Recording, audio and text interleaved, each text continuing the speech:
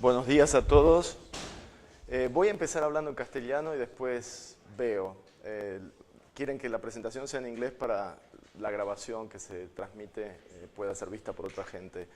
Pero por lo menos lo que no se refiere a los slides, voy a tratar de hacerlo en castellano. Me resulta incómodo hablarles a ustedes en inglés, una falta de respeto, pero bueno, vamos a tratar de... A lo mejor les resulta más claro mi inglés que mi castellano de las Américas.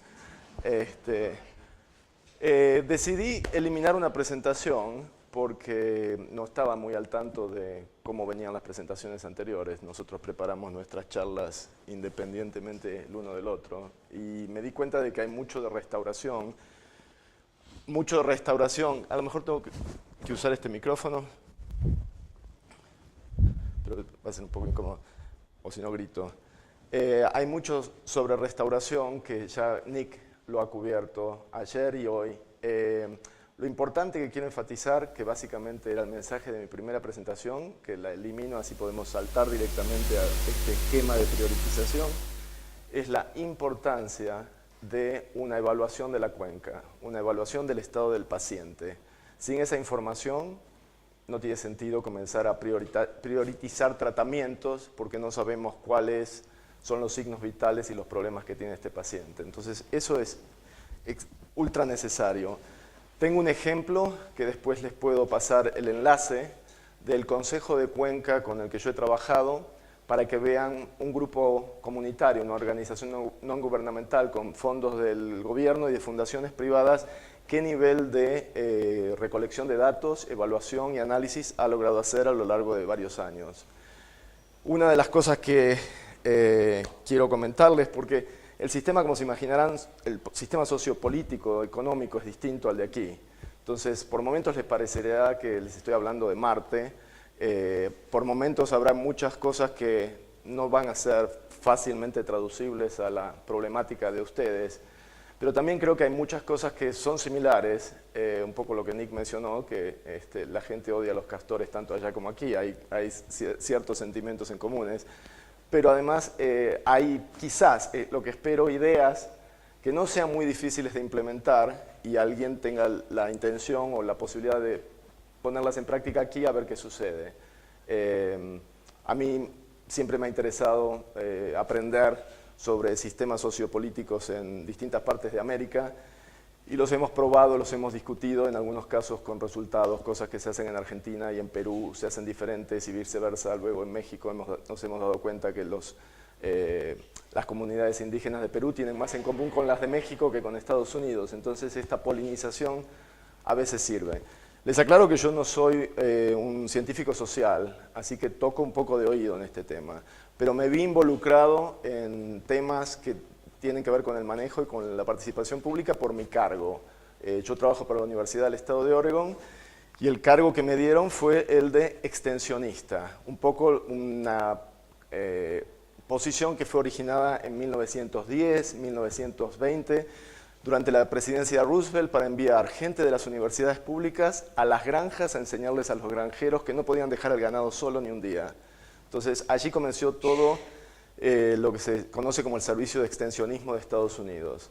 Inicialmente era exclusivamente para llevarles la última información sobre producción lechera, sobre cómo combatir pestes, cómo producir más granos, pero eventualmente se crearon áreas de extensionismo sobre nutrición, cómo ser mejores padres, es el programa de 4-H sobre Parent Education, actividades para los jóvenes, deportes, y en los últimos 20 años ha entrado el medio ambiente en el menú ese.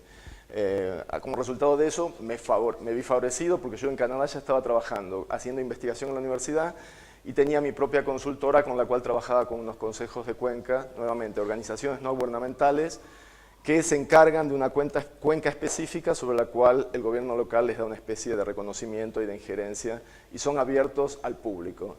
Estaba yo haciendo eso cuando vi que en Oregon estaban buscando a alguien con exactamente el mismo perfil que yo tenía y bueno, terminé allí. Gran parte del trabajo que hago, además de la investigación, es proveerle servicios tanto a los consejos de cuenca públicos, agencias gubernamentales que de repente necesitan talleres de desarrollo profesional, e incluso aunque no sean en mi área, si necesitan un taller de desarrollo profesional sobre fisiología de peces ante las temperaturas cambiantes con el cambio climático. Mi trabajo es conseguir los fisiólogos de la universidad y ponerlos al frente del público. De alguna manera forzar a los que están en la Torre de Marfil a salir y ofrecer servicios al público. Entonces es un trabajo muy interesante y me ha llevado a lidiar con estos consejos de cuenca que son criaturas muy, muy únicas, ¿no? Tenemos 59 en el estado de Oregon. Prácticamente cada cuenca tiene su propio consejo. Reciben financiamiento, y esto quizás es un modelo interesante, de la Lotería del Estado. Esto fue creado a través de una medida que pasó el pueblo. Allí, al igual que en otros 12 o 13 estados de la Unión, la gente puede promover medidas legales que van a ser votadas por sí o por no en las siguientes elecciones. Para una medida legal llegar a ser votada en las próximas elecciones, tienen que juntar un mínimo de firmas. No recuerdo si en este momento son 250.000 o 300.000 firmas. Si un grupo, y algunas medidas son completamente desquiciadas, les aclaro, ¿no? No todas son iluminadas, es más, la mayoría suelen inclinarse hacia el lado de la inestabilidad mental. Afortunadamente muchas veces son votadas en contra, pero hemos tenido algunas cosas muy extrañas que han sido votadas a favor porque la gente muchas veces no entiende qué es lo que está votando por la manera en que se presentan las preguntas. Pero en esta ensalada de participación familiar siempre hay cosas buenas y locuras. Entre las que yo creo que son buenas fue el hecho de que se decidió que los fondos de la lotería estatal iban a ser destinados en gran medida a la educación pública, a proveer programas de apoyo a las escuelas y un poco a las universidades. Y un 20-22% a temas medioambientales, y con gran énfasis en la restauración de ríos por el énfasis que hay en Oregon sobre el hábitat y la producción de salmones. Un poco consecuencia fue de que a finales de los años 90 tuvimos, y luego fue 4 términos gobernador, una persona que pescaba con mosca y tenía peces colgados en toda su oficina y le interesaba asegurarse de que los recursos ícticos de Oregon se preservaran para el futuro. Entonces todo se dio como que los planetas se alinearon y quizás no hubiera sucedido bajo otro tipo de administración. La realidad es que hoy en día tenemos entre 20 y 30 millones al año que son destinados a estos consejos de cuenca, que crean un montón de empleo local, porque cada consejo de cuenca tiene un coordinador que recibe un sueldo, algunos son part-time, pero la mayoría son full-time, y se encargan a su vez de, es decir, el sueldo recibe de propuestas que envían a un comité que está formado por ciudadanos con distintos niveles y cargos políticos o públicos. Se decide que la propuesta es interesante, se les da dinero para comenzar a hacer, por ejemplo, una evaluación del estado de la cuenca. Cuando yo les hablo de estas evaluaciones, estos assessments, fueron pagados con dinero público y un coordinador fue pagado a su vez para que, o con staff propio del consejo, en algunos casos los consejos estos son tan fuertes que tienen como su propia mini consultoría, y en otros casos grupos más pequeños directamente contratan los servicios de alguien como Nick y le dicen esto es lo que necesitamos, cuánto nos va a salir. Si se aprueba el proyecto y el presupuesto, el grupo recibe el dinero que necesita para el proyecto y siempre tienen un 10 a un 15% de lo que se llama overhead, que es lo que les permite ir sobreviviendo, pagar una oficina y tener staff cuasi permanente o permanente. El grupo al que John Souther pertenece es un grupo único porque tiene un presupuesto anual entre 1 y 1.5 millones de dólares al año. A John le permite tener un staff de aproximadamente 6 a 10 personas casi permanentes durante todo el año, incluyendo biólogos, hidrólogos y jóvenes que terminan la universidad o que están haciendo la universidad o incluso terminan el secundario y les interesa esta área y quieren ver si se quieren meter y trabajan un verano recogiendo datos y cosas por el estilo. Así que son grupos bastante interesantes y tienen de alguna manera una participación diferente a lo que a lo mejor ustedes esperarían aquí. En la mesa de lo que se forma el directorio al cual John responde, hay tanto amigos como enemigos un poco de la iniciativa, al menos de la iniciativa original que era preservar hábitat de peces o mejorarlo a toda costa. Gente que estaba preocupada por lo que iba a suceder, grupos de propietarios de tierras forestales, granjeros, otros grupos de interés, comenzaron a formar parte de estos directorios, se presentaban para ser elegidos y meterse en estos directorios, porque no querían que todos los que hacían yoga y abrazaban los árboles fueran los que manejaban estos grupos, porque temían las medidas que se pudieran llevar a cabo como resultado de eso. Entonces son grupos bastante heterogéneos en general. De los 55 o 59 que les menciono, hay de todo. Algunos son más heterogéneos que otros, algunos son más disfuncionales y otros más funcionales. El de John en particular es bastante funcional, pero tiene gente de la industria, tiene representantes de una compañía maderera muy grande. El moto de él es que prefiere tener a los enemigos adentro que afuera hablando mal de lo que él hace. Entonces, de alguna manera, sabe las peleas que se le van a presentar y trata de convencerlos internamente, siempre ofreciéndoles una zanahoria antes de darle con el palo. Para estos grupos, incluso la industria maderera, siempre hay alternativas que públicamente y a largo plazo les conviene adoptar a través de un consenso en todo el condado y en toda la región que les permita no tener obstrucciones a lo que van a hacer en el futuro. En muchos casos se cansaron de tener los caminos de acceso a las tierras bloqueados por manifestantes. Entonces esta es una manera en la que se dan cuenta de que en la medida que ellos estén sentados a la mesa y demuestren ser buenos ciudadanos, el riesgo de que de repente hayan boicots, gente que se ate a los árboles o que se ponga a vivir en un árbol para que no lo corten, disminuye pero dramáticamente. Entonces esto es un poquito la idea de cómo funciona este entorno en el cual yo terminé aterrizando desde Canadá, que era de donde venía, y el grupo de John estaba muy interesado en primero hacer las evaluaciones. Entonces cuando yo comencé a trabajar con ellos, comenzamos a delinear cuáles eran los elementos que había que tener en cuenta en una evaluación, y ellos después subcontrataron gente de afuera para las primeras. Llegaron a un punto donde tenían todas las evaluaciones completas y la siguiente etapa era empezar a decidir cómo se hacían los trabajos de restauración. Durante toda la década de los 90 y la primera parte de este siglo, siempre se utilizó un enfoque oportunista. Vamos a poner madera, muchas de las cosas de las que habló Nick se aplican aquí, aunque esto es un paisaje mucho más complejo. Pero no necesito toda una presentación, creo, para darles esa idea. Imaginen un paisaje mucho más, un mosaico mucho más complejo de intereses, no es ranchos con miles y miles de hectáreas, básicamente con el mismo tipo de uso, sino que son cuencas costeras mucho más pequeñas, y en la misma cuenca hay, en la llanura de inundación, pequeñas granjas que con los años se han transformado de ser realmente productivas y mantener familias, más a lo que nosotros llamamos hobby farms. Gente que de repente trabaja en el pueblo, son profesionales y tienen esto porque les gusta vivir en el campo, ver las llamas y las ovejas, y hay llamas, trajeron llamas del Perú en todo Oregon, desde la ventana, y además lo usan como excusa para descontar impuestos. En la medida que críen 3 ovejas, pasan a una categoría de propiedad que les permite prácticamente pagar menos impuestos por una propiedad de 60 hectáreas de lo que yo pago por una casa en el pueblo. Entonces hay toda una serie de razones por las cuales estas tierras se utilizan para pastoreo, una producción mínima de heno, alfalfa, y eso ocupa la llanura de inundación donde desembocan estos pequeños ríos costeros. Apenas uno sube un poco en la zona de transición del río, ya comienza a haber vegetación ripariana más abundante y suelen ser pequeños parches forestales que los propietarios los explotan de manera rotativa. Y cuando uno pasa ya hacia las cabeceras de estas relativamente pequeñas cuencas, pertenecen a una sola compañía o son tierras federales, depende de qué cuenca estemos hablando. Entonces, o es una reserva forestal del Estado en la cual periódicamente se dan permisos para la tala, o están en manos directamente privadas, y en general en toda esta región es una sola compañía que tiene todas las cabeceras de cuenca.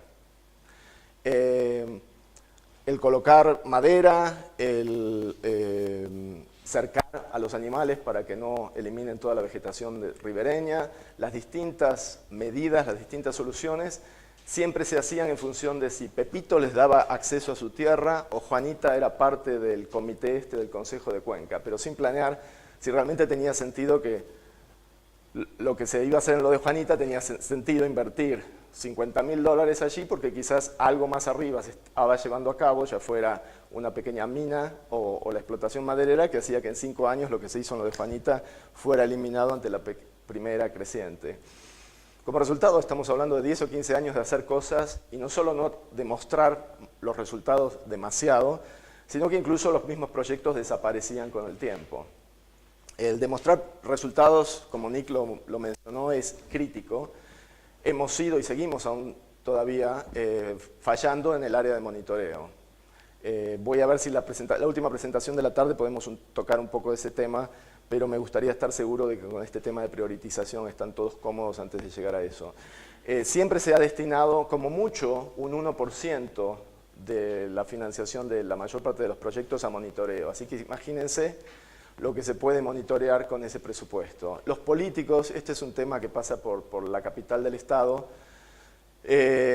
Nuestros políticos son bastante ignorantes, la mayoría venden autos usados y después de repente se transforman en tomadores de decisiones.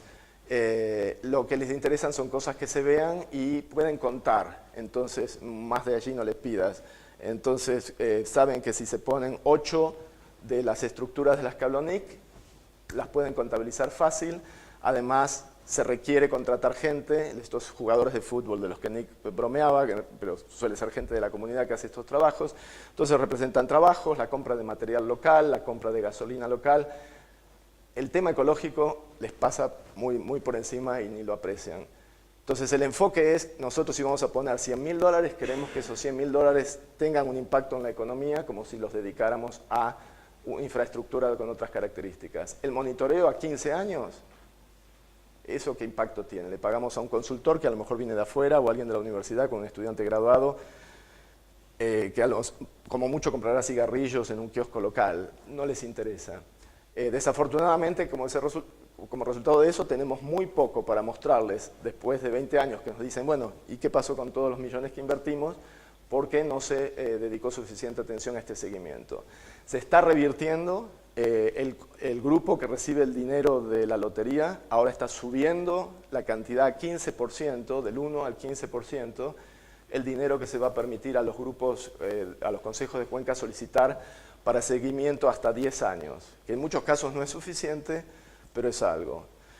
Y en muchos casos es un problema cuando se trabaja, como ustedes saben, con especies anádromas, cuyo variación poblacional no depende solamente de las 4 o 5 estructuras que uno ponga en el arroyo, sino de lo que sucede en el océano, de lo que sucede con la pesca.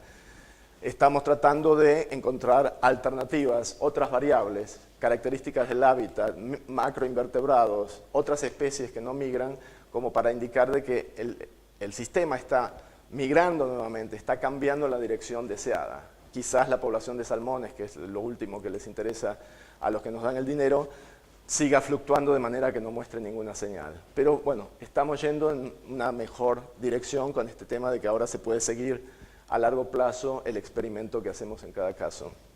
Vamos a comenzar con algo un poco ordenado, porque si no puedo hablarles por 5 horas y voy a llegar a un punto que no sé si cubrí lo que quería cubrir. Esto, vamos a ver. Bueno, brevemente, John, ya saben ahora quién es. De hecho, es interesante, es un tipo tan fuera de serie que acaba de ser contratado por la universidad, es un tipo grande, ya tiene 60 años, acaba de ser contratado por la universidad para hacer extensionismo, mi equivalente, en el área forestal. Me acaba de enviar un email anoche de que le ofrecieron, compitió para el puesto hace 2 semanas, frente a un grupo de gente mucho más joven. La pregunta era si le iban a dar el puesto a alguien de 60 años, y es tan idóneo y tiene tantas ideas nuevas, además tiene un doctorado en ciencias sociales y su maestría o su licenciatura fue en pesquerías, que no se pueden encontrar muchos candidatos como él. Así que ha sido una suerte para mí el poder trabajar con él. Y estos otros 3 candidatos, Tim, George Pez y Phil Roney, son de los mejores ecólogos de cuencas fluviales que uno puede encontrar en la región del Pacific Northwest de la que habló Nick. Trabajan para NOAA, una agencia federal dentro de la cual está el Departamento de Pesca. Phil, en particular, es el editor de varios libros sobre restauración y métodos de evaluación de las actividades de restauración que pueden encontrar publicados a través de la American Fisheries Society. Si les interesan, yo tengo los datos específicamente para que puedan encontrar estos manuales escritos por hasta 20 personas distintas, editados por Phil. Uno sobre monitoreo, otro sobre las específicas técnicas que se pueden utilizar. De hecho, esto me recuerda de que Fernando les debe haber enviado una serie de archivitos por correo electrónico. Entre esos archivos van a encontrar un capítulo de un libro de Phil que es sobre monitoreo. Van a encontrar, no lo imprimimos porque no tenía sentido gastar tanto papel y quizás algunos de ustedes ni lo quieran leer, pero está ahí. El de monitoreo es el capítulo 2. De otro libro de Phil, que le siguió a ese de monitoreo, que es sobre participación pública, les envié el capítulo 4, del cual John es el autor. Y un poco habla de lo que yo voy a tocar un poco esta tarde o después del almuerzo, el café, no sé exactamente el momento, pero que es cómo involucrar a los vecinos, por decirlo de alguna manera, en estos procesos, cómo atraerlos, cómo evitar hacerse enemigos. Y es un capítulo realmente muy interesante, que le han invitado a dar una serie de charlas en distintas universidades porque él como que tiene un pie en cada bando, entre los biólogos y los sociólogos, y está haciendo un trabajo muy interesante en ese frente. Luego les he enviado una especie de reporte muy breve. Ese creo que fue impreso por Fernando, si no me equivoco. A ver. Sí, Este es básicamente esta presentación, no en el orden de las diapositivas, sino que el espíritu de las ideas. Las tablas que van a necesitar, que probablemente tratemos de utilizar algunas si hacemos algún ejercicio, y las que pueden usar como base para el tipo de esquema que ustedes quieran reconstruir en el futuro. Entonces, si pueden repartirse esto, no están abrochadas con grapas, así que, pero están cruzadas. Y no sé si hay copias para todos. Si no llegase a ver, a lo mejor cada fila puede quedarse con una o dos, y luego Fernando me dijo que iba a fotocopiar más ejemplares. Básicamente ese es un pequeño informe que muestra el contenido de esta presentación. ¿Qué más les envié? Esos dos capítulos, y les voy a enviar el enlace después a la página de internet del Consejo, de la Asociación del Consejo de Cuenca de Coos, de John, que es básicamente una evaluación de 6 mini cuencas en las cuales se comenzó este trabajo. Como eran cuencas pequeñas, todas paralelas, desembocando toda en la bahía de Coos. Coos es una bahía al sur de Oregon. Se tenía tanta información comparado con la cuenca principal del río Coos, que ahí se decidió empezar con la prioritización porque era más manejable. Entonces, las evaluaciones con los datos de erosión, hidrología, áreas de desove de los peces, zonas de migración, problemas relacionados con caminos de la industria maderera, todo lo que se puedan imaginar que se necesita para comenzar a decidir reconocer qué problemas hay y pensar qué soluciones se pueden tomar, está en ese informe. Tiene como 268 páginas, por eso les envío el enlace, está online, lo pueden simplemente ver para tener una idea del nivel de detalle con el que tienen que empezar a enfrentar la discusión, y también, por supuesto, lo pueden imprimir si les interesa, pero no quise darles eso a todos porque es un mamut de mucho peso. Vamos a simplemente... okay. Excelente, te agradezco. ¿Quién tiene el último ejemplar que se lo quiera prestar a la señorita? Bueno.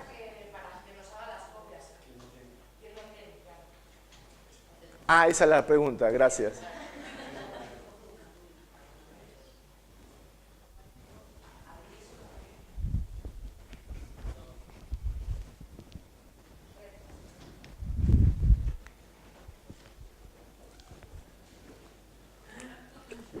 Okay, I guess, should I switch to English? What's that? What finger did you give me up? This or the other one? Sigo en español. Okay. Okay, you put me in a tough position. Okay, I'll try English for a little bit and let's see what happens. So we'll cover, this is basically the overview of the presentation. Why on earth do we need to prioritize? You already know that, but I'll give you more arguments for your enemies so you can shut them down. Common criteria, and this is very important. It's basically what elements you need to pay attention to, and which may be different in every region, but you need to list them in a coherent manner in order to make your decisions. The assessment, we just mentioned it, we won't go into detail, but it's so central to this process that we will be bringing it up over and over and over again. The case study, the specific situation of the Coos Bay where we've done the work. The need to, basically based on the assessment, identify the problems, the health problems of the patient, and the medical recommendations that we need to implement. The filters and the rules in order to prioritize treatment A over treatment B. And finally, once we have the outcomes of that prioritization, the important thing is to validate it with the public, at least certain aspects of it. If you do it in a closed club, surrounded by experts and members of the local government, it's not going to work as well as if you involve the public. And this is a lot of what my second presentation has to do. And again, there, I'm sure that there will be such a great level of difference between how you involve your communities here to what is done there, that I'm not sure to what extent this is immediately translatable to this Spanish case. But it will be interesting for you to visit Mars for a little bit. Two main reasons that are a no-brainer in terms of why we need to prioritize is that we are limited. We are limited in the amount of time, human power, and mostly money that we have for this type of work.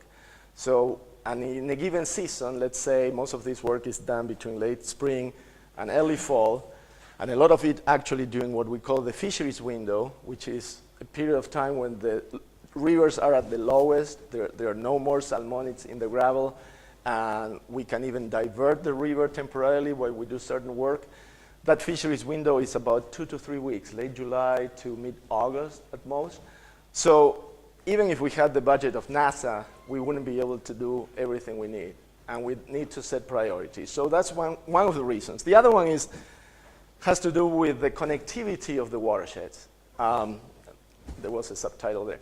So basically, we need to decide over space and time if what we do here is not going to be canceled, but what we do here later on, or by what we are not doing here actually at present.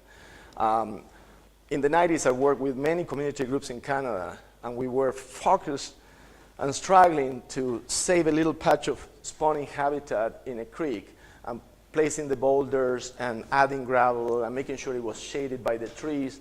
While we were doing all of this, because it was in a urban, rural fringe, a farm upstream had been sold, and they were putting condos and developing and having a huge parking lot with a sort of a Walmart type of building. So it didn't matter what we were doing there. What was going up another 5 miles was going to turn this creek into a piece of crap. So either we had to work with the community to make sure that development was green, or as green as possible. It had retention ponds. The water that ran out of those driveways and parking lots and roofs was pre-filtered somehow before making it into the creek, that there were riparian buffers between the parking spaces and the creek, that the creek was somehow buffered. That was probably going to be a lot more important than making sure we have 200 meters of creek that look like a beautiful example in a zoo or a botanical garden, but it was completely artificial. And it required the community group to go there year after year after year to clean it, to make sure that everything remained. That wasn't restoration. That's what we call enhancement of improvement, and it's normally short-lived, and it requires constant human input. For practical purposes, the restoration that I talk about, and I missed Nick's definition, but for practical purposes now, we're talking about not necessarily taking the system back to what it was like at the beginning of time. You cannot actually present that as a very popular argument in the US. You cannot tell the farmers, we want to go back to 1200s or the 1300s, because they just leave the room. And in reality, in many cases, it's impossible. And in many cases, it just doesn't make any sense. It's a romantic view that basically leaves you with nowhere to go. But the restoration implies reestablishing the processes, the watershed processes, and making sure that the components that those processes work with are there so you have a self-sustaining system. You don't need to add gravel every year because the gravel is coming from the banks and from the headwaters. You don't need to worry too much about the temperature because the temperature regulation during the summer months is still provided by both groundwater input and shade. So those are the processes I'm talking about. And as long as they are there, the human footprint all around that landscape that cannot be eliminated may not matter that much. The problem is that when those processes are basically cut off and suddenly we don't have the normal transport of sediments, we actually have a hydrograph that is totally whacked because we have a dam that is regulating the system in a way that it shouldn't be regulated. So by restoration, we are always focusing on the processes. And by not paying attention to those processes and focusing on the way something looks from an aesthetic standpoint, more like a landscape architect would, is that we have wasted a lot of time in small projects around cities in Canada and the Pacific Northwest that while we were doing that, were being obliterated and completely destroyed further upstream. So this second point is very important because we have to start working not necessarily from the headwaters down, but in a way that we know over the next 15 years what's the plan and how what we're doing here is going to allow what we want to do there next year to happen, and to happen in a way that is effective and productive. Now, we've been prioritizing to some degree, almost instinctively, but not with a plan. So depending on who you talk to, the decisions were made by a group of professionals. They called the shots, as we say. They decided. Everybody else was left out of the process. If you were doing the restoration based on the Ford Foundation, it was all about cost. The less you ask, the greater your chances of receiving the grant versus your competition that were asking a lot more money. So it was all about cost, but not a lot more than that. Some more sophisticated groups may have looked at the cost-benefit analysis, but that's kind of very difficult because they always try to ask you, how many fish are going to produce with this $1 million we're going to give you? And you don't have an answer to that. And we know it very well. In some cases, in the case of the US, this is slightly different in Canada, the Endangered Species Act has such a strong paralyzing effect over a lot of activities that there is emphasis on both refugia, which are these kind of the last strongholds, the last habitats that these species can survive in, or the species in particular of interest that may be present in that watershed. So those two things alone may have driven the whole prioritization at expense of everything else in the watershed. So if you just focus on that and you don't pay attention to anything else, chances are you're really not going to get the long-term benefits that you want. But we've been doing a lot of that. Oh, there is coho salmon here, and coho salmon are listed. The whole process is driven by coho salmon biology and ecology and what they need at the expense of everything else. And we've done that a lot in the Pacific Northwest, not only with coho, but also terrestrial creatures. There is a type of owl, una lechuza, that was endangered and basically paralyzed the forest practices in half of the federal lands of the Pacific Northwest. Everyone involved with the timber industry hates these owls to death. But the reality is that they actually have saved a lot of other species because entire ecosystems have to be preserved, particularly old-growth forests that were 500, 700 years old, which was the type of habitat that these owls lived in. If you cut those forests and replace them with very nice-looking forests that were only 100 years old or 80 years old, those owls didn't survive there. So those types of rules may not apply here, but they have influenced over the last 20 years this decision-making process in some ways, positive fashion, in other cases, in very disturbing and negative way. We've been trying, access and who is the owner of the land has been the main approach that all these community groups, the watershed councils have used, because the community members are members of this board, and they all have their pet project, we say, their favorite project in their backyard. Oh, I have a little brook, a little creek that I would like to see more fish in. Let's put a few, so you do the work there.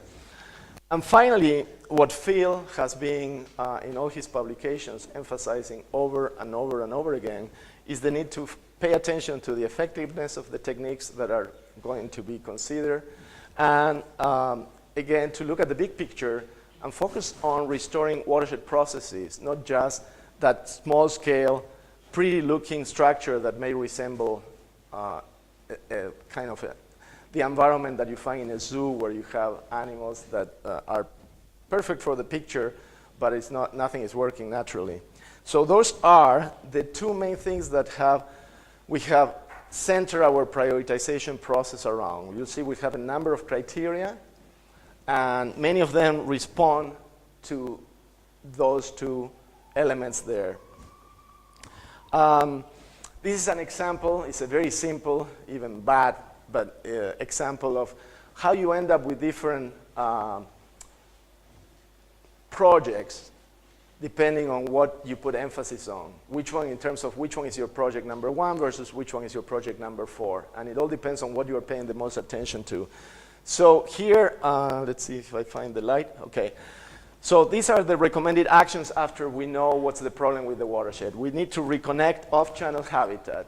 There is a lot of these things you'll see that come from our coho salmon-centric approach, because coho salmon in these coastal streams has been determined that are affected by lack of winter habitat. The fish are looking for off-channel habitat, small ponds and wetlands in the floodplain. And of course, those wetlands and ponds were eliminated by agriculture, and they were filled in. So it doesn't matter how many salmon we produce in the summer and how many spawn. Several studies have indicated that the bottleneck is the winter habitat. So the reconnection of ponds and isolated wetlands with the main channel and allowing it to connect back and forth with every high peak in discharge was sort of a point of emphasis in many of these discussions. So this is why this comes up. Otherwise, it sounds a little bit crazy, I think. Then removing roads, it refers to the temporary logging roads. These are not the roads that you would use here, but these are dirt roads that are very unstable. And basically, we have more rain than in Asturias on the coast of Oregon. So those roads, when we have a good winter, basically wash down, or half of them, into the creek. And that's why after they stop using them, the idea is that why the heck don't you remove them altogether? Just rebuild the natural slope and seed it and plant it in such a way that after you're done, 5 years later, nobody can tell where the road was. But that costs money. And the logging companies didn't want to do that until they were forced by public pressure, and now they are doing it. So that's one alternative, because you are eliminating a lot of sediments that would otherwise enter the creek, or in some cases block it for years and years at a time. Another action might be restoring the riparian forest. Another action is what Nick was showing you, placing large woody debris in the stream. So this is just an example, and the numbers are fictitious. I don't know how much it costs. I didn't sit down to look in detail at these values, but let's say that removing roads is probably the most expensive, so let's talk about $500,000 for the sake of argument. And restoring the riparian, which is sending a bunch of school kids to plant trees on a weekend. Gracias. So maybe we can start circulating them this way. And no las mezcles todas. Oops. Okay, gracias, Fernando. So we guessed that restoring the riparian was going to be the cheapest alternative. Let's say a tenth of the other option, $50K.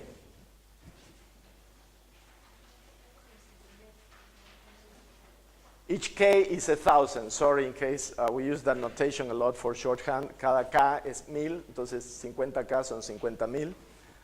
I guess it comes from kilogram or something like that. Then the next column is the wildest guess. We don't have a clue what's going to be the benefit in terms of fish numbers. But we go to the literature, we look at what happened in this creek and that other creek. All papers give you different results. And this is as a result of a review we've done recently that shows that the problem with trying to use ecological publications, ecological studies, to tell the decision makers we are going to produce 50,000 fish or we're going to produce 10,000 fish is that you are not going to find two studies that are the same. We have found 300 papers that look at the effect of large woody debris placement on coho salmon.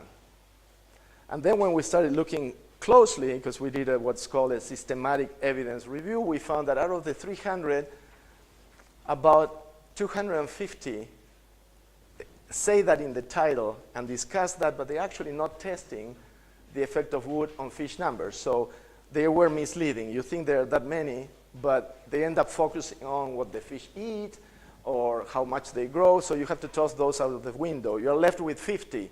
Out of the 50, you see that 10 of them shouldn't have never been published. The statistics are not sound. They even say that their whole experiment was blown away by the water in the first winter, but they still continue with the discussion and they come up with some arm waving, we call in English, when we just talk and fill in space. There's no data, and they still got it published. So you end up with 40 papers. And then out of the 40 or 30 you have left, which you thought there were 300 at the beginning, well, you find out that one focuses on the eggs. The next one looks at the effect of the wood on the timing of emergence from the gravel. One is a summer study. The other one is an overwinter survival. You don't have two papers that actually you say, wow, these guys found this in Alaska, this one's found it in Washington, oh, and this one's also found the same thing in British Columbia. Bingo. If you find that, let me know, because it would be an exception to the rule. Everyone goes with the same idea, but then because of the time they can access the creek, because of other studies they did before, they all have a particular bias towards where they're going to focus on a given season, a type of treatment. In some cases, the wood is right in the middle of the creek. In other papers, it's outside in an off-channel habitat. So those numbers are very difficult to come up with. But if we could, even in the best case scenario, and we were dealing maybe with a non-migratory species, if we could come up with numbers, let's say it looked something like that. So the Ronnie and collaborators column, which would be a decision-making process based on prioritizing two things: restoring watershed processes, restoring the whole function, and B, using techniques that are proven, that are effective, would give you a certain ranking. Reconnecting channels is basically bringing a natural process of connectivity between the active channel and the floodplain that has been eliminated. So you are bringing some functions back, and that's why they gave it a number 1.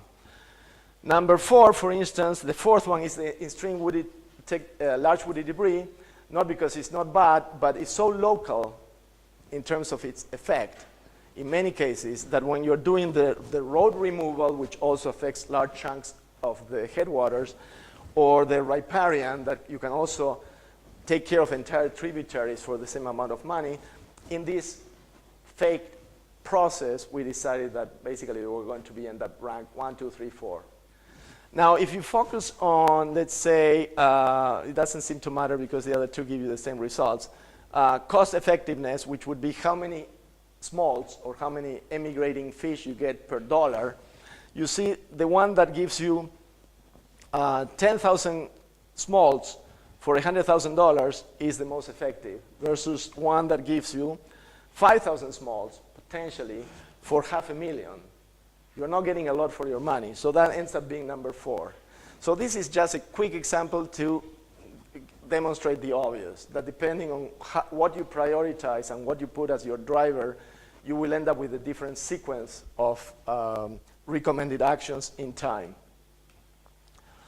So the Coos-Bait method, we call it for lack of a better name, is this process that we developed with the Coos Watershed Association and a bunch of people that I managed to invite. I don't know how, but I managed to get their time and come from Seattle, come from Canada, and many local agencies to have this discussion over a period of several meetings and we flashed the last details during a 3-day workshop. And you have to understand the second point there, which is unique to this situation, is that the Endangered Species Act, because we have coho salmon listed as threatened, forced the entire process. So a lot of what you see is very salmon-centric, but as you obviously understand, it's not the only way to do it. But this will explain why we are so crazy about certain things. We didn't have a choice, basically. So again, if I didn't say it enough times, the very detailed watershed assessment is critical. You need to start with that, and this was basically our Bible and what we started with. We also look at spatial scale in a way that consider the nested hierarchical nature of watersheds. So every time we look at a particular reach, a particular segment, a particular tributary, then we filter it again by the larger basin that included that sub-basin, and again, we zoom out at a larger level to see for the consistency. And then we zoom back in. It was this constant exercise going back and forth that recognizes the fact that the larger landscape processes are going to shape your segment or your tributary. And in turn, within that segment, the small habitat that your fish may be responded to is also going to be reflected by those processes. But many times, to understand what might be what you want to put there or do there, you really need to look for a little bit of time at the micro habitat level. But don't stay there for long. Immediately, you have to zoom out and see the whole picture again. So that's a little bit of what we were doing back and forth with a lot of repetition. And the unique thing was this high level of landowner involvement. Basically, this happened because there was a national Sea Grant funding opportunity. Sea Grant is a weird thing. The Congress created this thing in the 30s, and there are 5 of these funding envelopes or funding sources. One is for ocean and coastal research. Another one is for land, agriculture, so it's called land grant. Another one is for space. I'm not sure who does that, but it's called the Sun Grant, and I can't remember the other 2. But there are Congress allocates, let's say, I don't know, but perhaps in the order of $90 million or $200 million to Sea Grant every year. And then there are, in every coastal state, there is a Sea Grant that corresponds to that state. And they hire faculty. For instance, 40% of my salary is paid by Sea Grant because I do coastal work, and they wanted to have someone working with these groups. So they allocated to pay for salaries for staff. They fund research, and they also fund projects that have nothing to do with research but are more applied. So there was this call on the website. Someone alerted me to that. I had no idea this was coming. As a matter of fact, we only have 5 days to put it together because I discovered it on Monday and it was due on Friday. But thanks to the fact that I was already working with this particular group, and the call for proposal said, we're going to fund 5 or 4, they were basically like examples or pilot restoration plans, but the key is they have to have heavy public input. Please send your proposal by Friday. I thought, well, maybe I can do it with John's help because I've been meeting with these people all the time, and not many folks at the university, and the applicant had to be a university faculty member. That was the other thing. So I was very lucky in that sense. And we put the proposal together. I called John, and we had been discussing a lot of this already. It was a matter of putting it finally on paper, and we got the money. And the idea was that within 18 months, it ended up being 2 years because you always take a little bit longer. As long as you don't ask them for more money, they're okay. And we ran this process, which is basically what originated all of this. The high public involvement was possible thanks to the Watershed Council. Otherwise, as someone from the university, I would have never been able to get to that level. I can go and have some sort of open house, invite people to do a sort of a opinion poll. You don't go anywhere but the surface. But these people are there day in and day out, and they're part of the community, and many of them are members of the board. So that's basically, I applied. John was my sidekick, as we call it, so Batman and Robin type of thing. Bessie was is a staff member who's now working for another watershed council, a brilliant woman who put so much work on this that I couldn't believe how patient she was with both John, myself, and the neighbors, who were a little bit of a pain sometimes.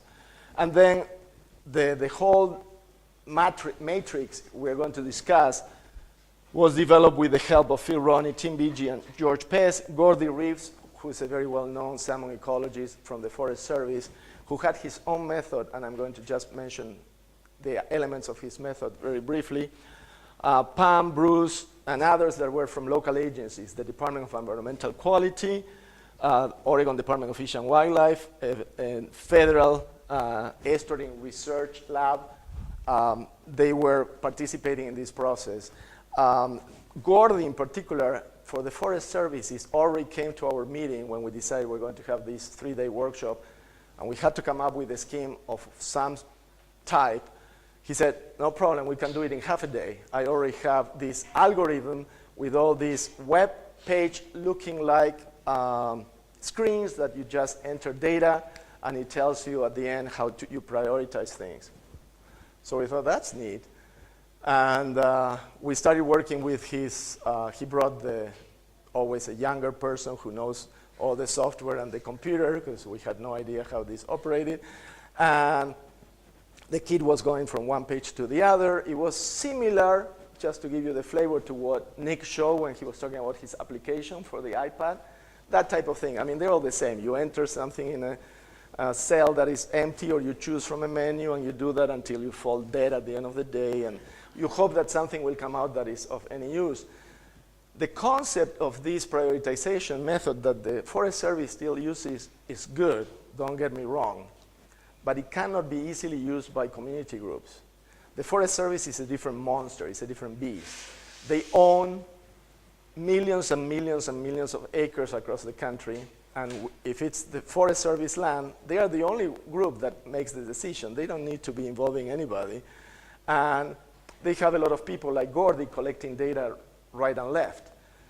So they can play with these things, and they can, even if it's not perfect, if they like it, they say, yes, let's go ahead with it. They don't need to really argue with anybody with regards to how sound or unsound the results are. The main problem of the process they had is that they had a bunch of algorithms that require numbers. So how many fish per log piece you install, how many logs you had to install. Everything came down to numbers. There was no other way of processing that. The process we'll discuss today also comes down to numbers, but it's a completely different beast because the numbers couldn't be made up. So the idea is that you were always going to find those numbers in the literature. And as I briefly mentioned 10, 20 minutes ago, if you go to the literature, you're going to find that those numbers are not that easily found. And sometimes you come with 7 different numbers, so you don't know which one to choose. And there are all those problems. So for these pages and pages of entry lines you had, maybe if you were lucky, you could fill in with confidence 10%, 20%, even 50%. I think I'm exaggerating. The rest is, well, let's guess. So it's more or less like what I did with that table. And then there was an obscure algorithm that only our 18-year-old assistant understood, and it came up with rankings. Well, go and show that to the public and tell the landowners that this is the way things are going to be done. By lunchtime, we decided we were not going to go anywhere with that. John said, there's no way I can present that to my board and have them endorse the actions that we're going to basically come up with. If they don't understand what we're doing, and we cannot review the decisions, what's? Oh, sorry. I have some, did I go? Wow, we're done. So now you saw everything there is to.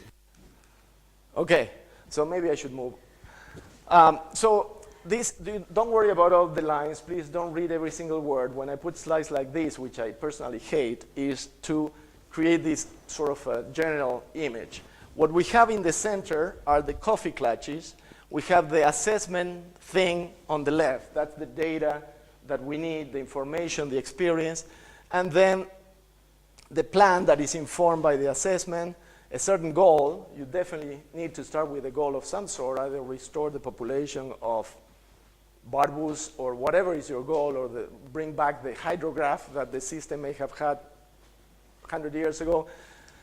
And from that goal, you derive a number of objectives. You can kind of sketch them directly from the goal with a group of experts, but then you also need these community group meetings, which we call coffee clutches, to inform them. So the coffee clutch, in our case, is at the center of the whole process, because although you will see that a lot of it is done with a small group, you cannot do this with 500 people every time. We go back to the validation with the larger group for very specific questions, just to make sure you are not really going off the road and into sort of troubled waters. We call them coffee clutches. I think it's a Dutch term. That's what John told me, and I believe him, whatever he tells me about social sciences. So it's something that was studied in the Netherlands, which will be appropriate when we go to Groningen next month. So basically, you'll see we had these 6 small watersheds that I mentioned earlier, for which we had a lot of detailed information. So we did 6 parallel processes. In each one, the landowners were contacted and invited to participate. John selected some sort of a leading figure in the community and convinced that person to have his house or her house open for these meetings. The idea, I said, well, why do we need to do it in a neighbor's house? He says, well, if I do it in the public library, I will be getting a lot of crazy people coming to steal the meeting, complain about the government, scream, and basically derail the whole meeting. And those folks live in the city, and they are not the ones that are going to give me access to the riverbank where I need to do the work.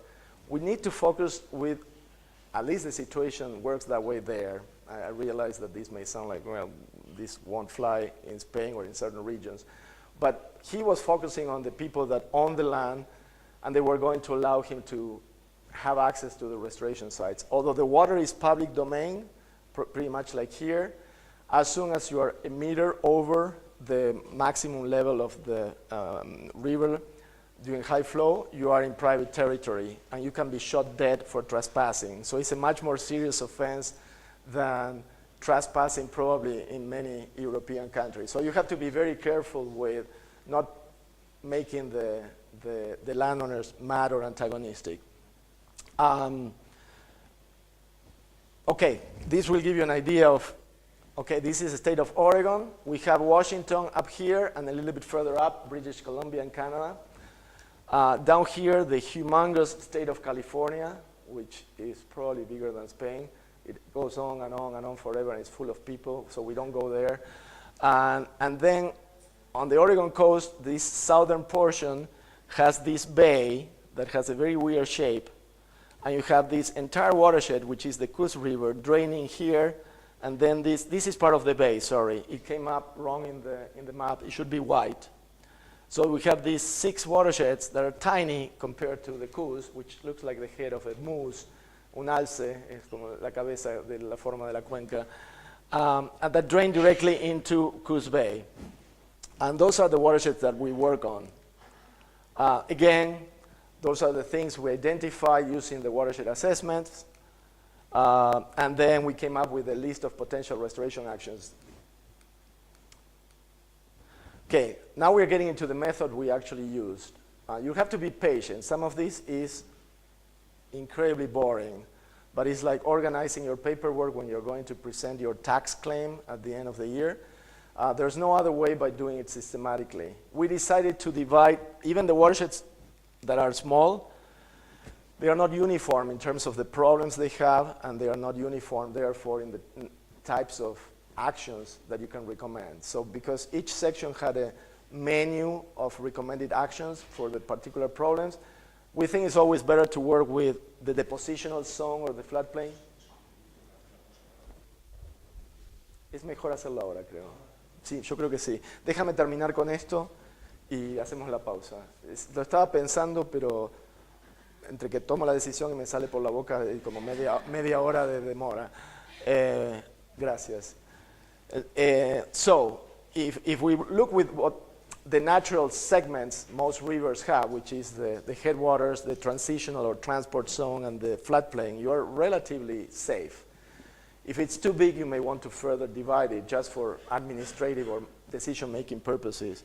We did section 4. When you see region 4, we are always dealing with the headwaters. When we're in region 1, we're in the floodplain. So there will be action in the headwaters that are not applicable to the floodplain and vice versa. So that's the first point. And in each region, we focus on the specific processes. For instance, these are coastal systems. So if we are in the floodplains, region 1 has a lot of issues that have to do with the tidal effect. When the tide, the bay goes up and down with the ocean tides, and these waters come into the river in the floodplain and basically stop the fresh water from coming down, and the flooding takes place even during low flow periods if the tides are huge. So for that reason, people have put berms or dikes on both sides of the main channel, and there are tie gates, esclusas de marea or válvulas. And so those are problems that you don't have in the headwaters. So you discuss that in very great detail. Forget about the rest of the system because it's very unique what you find here, and many of the species you deal with there are totally different as well. And vice versa here, most of this part is owned by this forest company, and all you see there is logging and logging and logging and logging roads. So you also have, and fish, for the most part, except maybe a little segment there, don't make it that far because it's very steep. And then you'll see that, and this is the last point, for every process, let's say erosion, let's say flood of the adjacent fields, whatever name you will give to the process, the degree of alteration of that process may be low, maybe intermediate, or maybe high. And you'll see that it's a simplistic way of slicing this cheese, but it's one that will eventually make you move from point A to the final destination. In this scheme we are going to discuss today, there are a lot of arbitrary rules. Many you won't like, and the beauty is that because they are so simple and clear, you can eliminate them. In some cases, you will put them back because you realize that they were useful, because we went back and forth with many of these things 20 times. Another thing is you'll see that we are going to give points to the different problems and the level of effectiveness of the solutions or actions we come up with.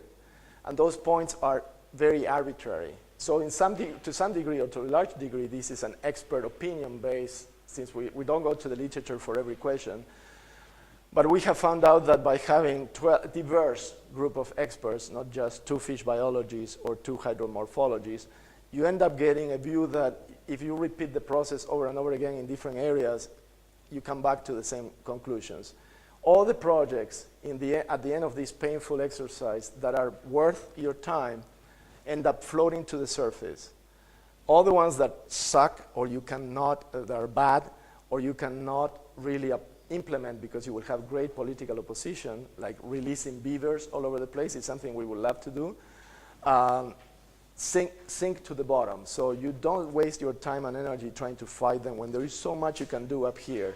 And then you have a middle section that we'll discuss later, and you have 2 different options there. It's almost like the yellow light of the street light. The yellow light tells you you might be able to proceed, but you have to do it with caution, looking both ways. So with this, we'll interrupt now, and we'll all get hydrated.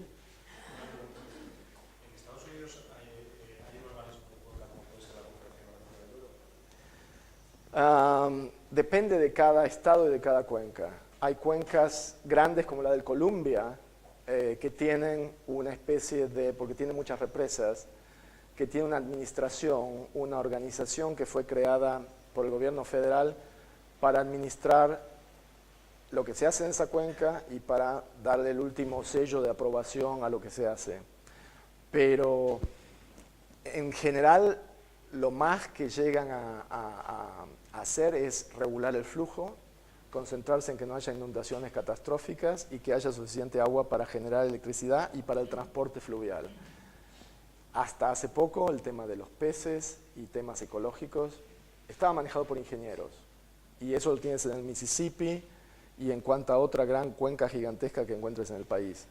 En cuanto la cuenca deja de tener este gran potencial generador de electricidad y deja de ser una importante ruta como el Mississippi para el transporte, ya estas grandes administradoras, que son entes cuasi gubernamentales, pero que no son verdaderas agencias, desaparecen.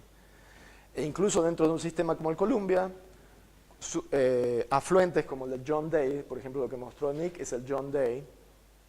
Bridge Creek es un pequeño apéndice del John Day. El John Day tiene su propio consejo de cuenca, está en Oregon y tiene su propio consejo de cuenca. Entonces, y el consejo de cuenca ese tiene la ventaja por estar dentro del Columbia, que además de pedirle dinero a los que manejan los fondos de la lotería, le pide dinero a los que producen energía eléctrica. Entonces tienen más fondos para hacer más trabajo. Los de productores de energía eléctrica, esta que se llama Bonneville Power Administration, la administradora de energía Bonneville, que es el nombre de la primera represa que se puso en el Columbia. Entonces, esta administradora tiene la obligación de destinar un porcentaje de sus ganancias a la restauración de peces. Pero ellos, más allá de poner las antenas en las represas, no invierten. Suelen darle el dinero a estos consejos de cuenca que hacen el trabajo a nivel local. Y Bonneville dio dinero para restaurar peces pura y exclusivamente, en mi entender, porque las tribus los demandaron ante la Corte Federal. Cuando se construyeron las represas, tronaron varias poblaciones de peces de las cuales las tribus que viven a lo largo del río Columbia dependían históricamente. Entonces, cuando ellos firmaron los tratados a finales del siglo XIX con el gobierno federal, tenían derecho a manejar y a utilizar el 50% de los recursos pesqueros de cada cuenca del país donde que estuvieran o atravesaran las reservas, las tierras que se consideraban indígenas. Como la construcción de estas represas violaron ese acuerdo, ellos directamente los denunciaron ante el gobierno federal y la Corte Federal, la Suprema Corte de Justicia, dijo que sí, que la administración de Bonneville, este grupo, tenía que o remover las represas o compensarlos a las tribus de manera adecuada. Y entonces ahí se entró en una conversación porque las represas obviamente no las iban a devolver, pero el juez no dijo que era lo que tenían que hacer. Dijo, el problema hay que solucionarlo y a los indios no se los puede continuar cerrándoles la puerta en la cara y decir vuelvan mañana, que es lo que hicieron durante 80 años. Entonces, lo que se solucionó fue con dinero y Bonneville los compensa por pérdidas que han tenido en sus ingresos por uso de recursos naturales, y lo que más han pedido las tribus es que destinen dinero a restauración. Entonces ellos tienen sus propios programas de restauración. De hecho, muchas de las tribus, hay 4 que tienen territorio sobre el río Columbia, tienen sus propios gobiernos paralelos, con un ministerio de pesquerías, ministerio de ambiente, de educación, y todos reciben dinero básicamente de la productora de energía eléctrica y algún otro fondos del gobierno federal. Eso fue lo que forzó la situación hace unos 35 años. Antes era como que... Aquí la Elwha es una cuenca también parecida a esta, ¿no? Muy costera, muy... ¿Cuál? Elwha River. Sí, es una cuenca costera pequeña, sí. ¿También se dio el mismo caso? ¿Una pelea entre tribus y...? Ahí también se dio el mismo caso, no hay una administración grande, como es el caso del río Columbia, no tienes al Corps of Engineers, además administrando las represas, pero en ese caso era el gobierno del estado directamente, al que obligaron a darles fondos para restauración, a reconocerles ciertos derechos. Ellos reclaman que siguen teniendo derecho al 50% de los peces, de cada 2 peces que hay en el río, uno es de ellos. Entonces,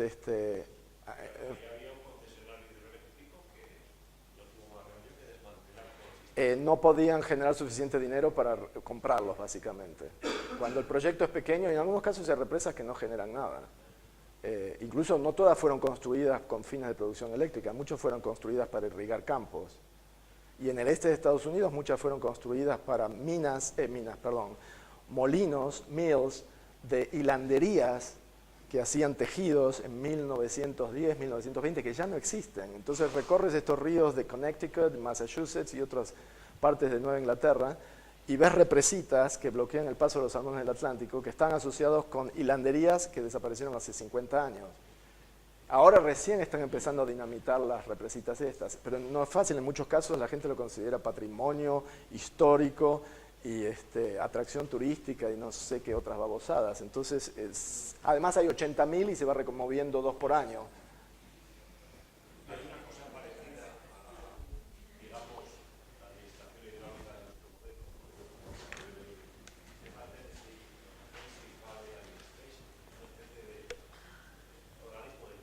Ujú. No, no puedo hablar de eso porque mi experiencia está más centrada en el Pacific Northwest. Hacía esa pregunta, pero claro, aquí es completamente diferente. Los organismos de química pues, no tiene nada que ver porque administramos la cuenca prácticamente lo que comemos y nos lo pensamos. Y lo interesante de lo que está exponiendo Lucas General de Guillermo es sobre todo el proceso de participación, de planificación, etcétera, y en sitios tan complicados en los que no es como nosotros que aquí en la Confederación, pues en este caso la oficina de planificación, pues van haciendo tal y ahora se saca información pública, pues un poco lo que es el trámite, pero en cambio aquí se obligan a ponerse de acuerdo con los propietarios de las parcelas para que simplemente les dejen entrar. Reuniones en las casas de los vecinos en vez de en la biblioteca municipal, porque si no puede uno a reventar la reunión. Y bueno, pues todo ese proceso de planificación que salvando las distancias, pues que nos puede servir también a nosotros a la hora de planificar actuaciones, obras, etcétera. Y yo creo que también es el esquema básico de ir de más a menos, cuál es el objetivo, tener las cosas muy claras del objetivo general, los objetivos más concretos, etcétera. Un dato interesante es que todo esto es de alguna manera el hijo, la cría del movimiento ecologista de los años 80 y 90. Es decir, que en la parte del Pacific Northwest en particular, no es tan fuerte en el este, porque en el Pacific Northwest todavía tienes árboles de 500 años, monumentos, y la cantidad de gente que se ha atado a los árboles, que ha bloqueado carreteras para a las compañías de madereras, los que han intervenido bloqueando flotillas pesqueras, es decir, hay un movimiento muy fuerte que repetía y repetía crisis y conflictos que salían en los medios de difusión semanalmente. Eso un poco ya lo hemos olvidado, pero era la situación en Oregon, en Washington. Greenpeace tenía una presencia muy fuerte. Los Sea Stewards, creo que es, o Ocean Stewards, es un grupo que se originó en Seattle y se dedican a hacer la vida imposible a los japoneses que pescan ballenas. Hay una participación pública muy, muy fuerte y la mayor parte de esa gente, no todos, pero en número son urbanos.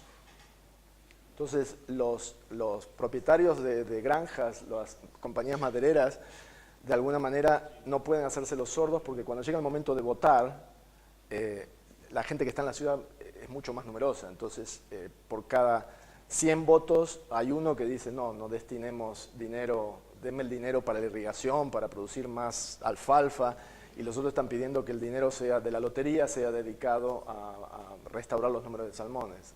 Entonces hay mucha participación pública que no sé, en Europa debe ser un mosaico de historias y de situaciones que debe variar de Asturias a Cataluña, a Italia y a Yugoslavia.